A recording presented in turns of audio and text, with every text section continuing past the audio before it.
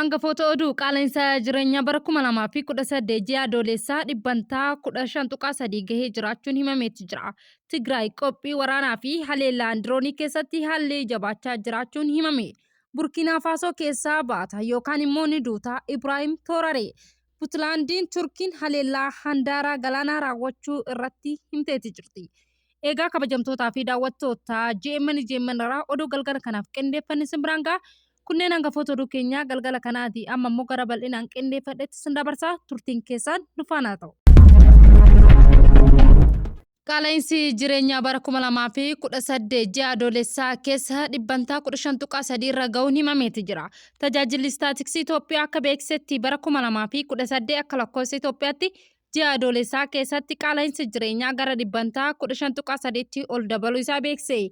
Kunis immoo bara darbeen ji'a adoolessaa keessa galmaa'een dhibbantaa 13.7 waliin yoo madaalamu daballi isaa kan agarsiisu ta'uu isaa waxabajjii keessa immoo qaala'insi jireenyaa dhibbantaa 14.8 irra ga'uu isaa himameeti jira. Tajaajilli istaatiksii Itoophiyaa odeeffannoo ji'a baaseen ji'a adoolessaa keessatti qaala'insi gatii meeshaalee fi tajaajiloota nyaataa dhibbantaa 15.7 akka ta'ee fi kan meeshaalee fi tajaajiloota nyaataa hin taane ammoo dhibbantaa 14.8 irra ga'uu isaa himameeti jira. Qaala'insi jireenyaa bara 2018 akka lakkoofsa Itoophiyaatti ji'oota jalqabaa keessatti immoo gadi bu'ee ture sadarkaa gadi aanaa erga gahee booda immoo ji'a eblaa irraa eegalee dhiibbaan ol ka'aa jiraachuu himameeti jira.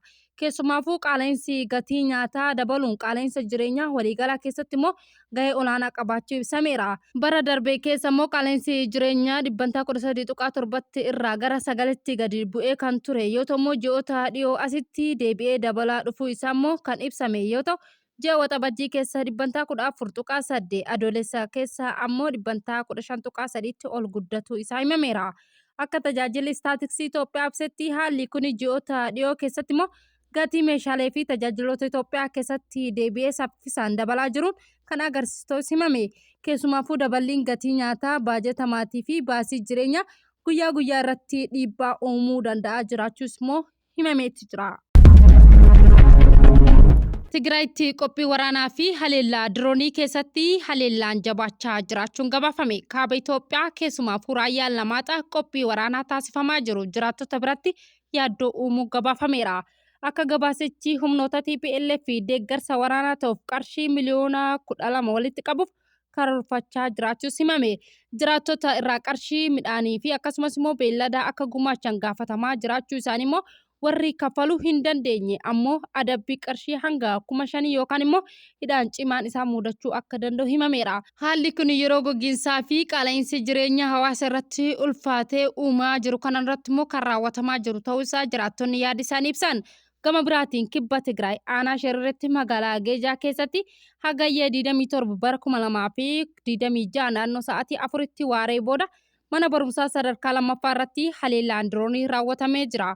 Haleellaan kun immoo gamoo mana barumsichaa keessaa tokko irratti immoo miidhaa geggeessuus himan.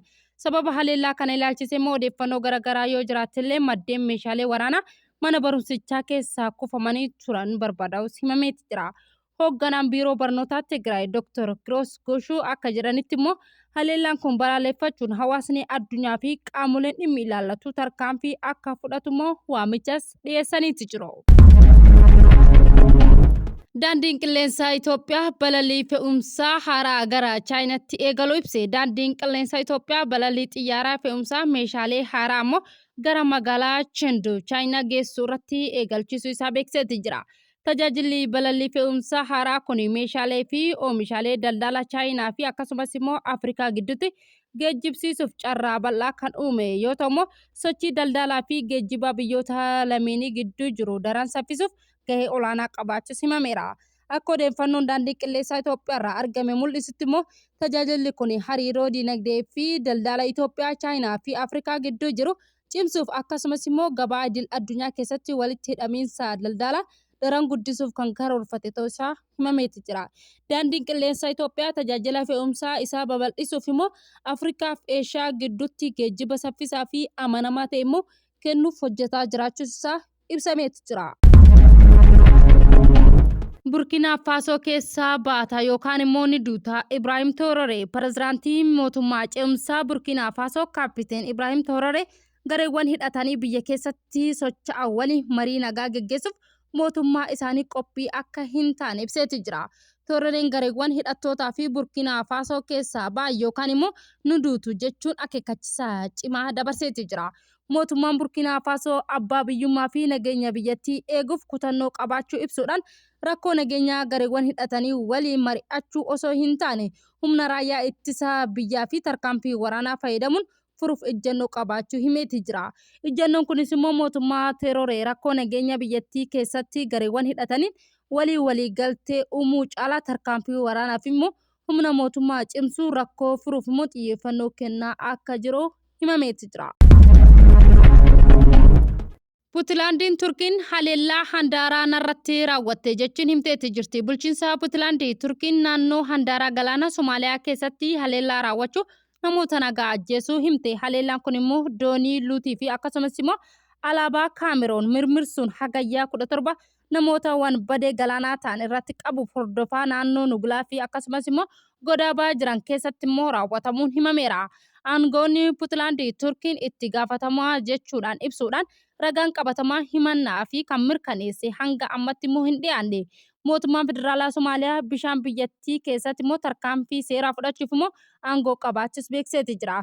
Kanaaf immoo haleellaa kana eenyutu raawwate kan jedhu irratti immoo gaafii fi wal dhabdeen Puutlaandii mootummaa Federaalaa Somaaliyaa fi Turkii gidduutti uumameeti jira. Egaa kabajamtootaa fi daawwattoota JMN irraa oduu galgala kanaaf qindeeffanne kana fakkaata hanga ammaa waan nu daawwattaniif nu hordoftaniif galata guddaa qabdan isiniin jecha JMN subscribe like share gochuu yaada qabdan komentirra nuukaa wanta nu waliin taataniif galatoomaa isiniin jecha galgala gaarii qabaadhaa yeroo gaarii.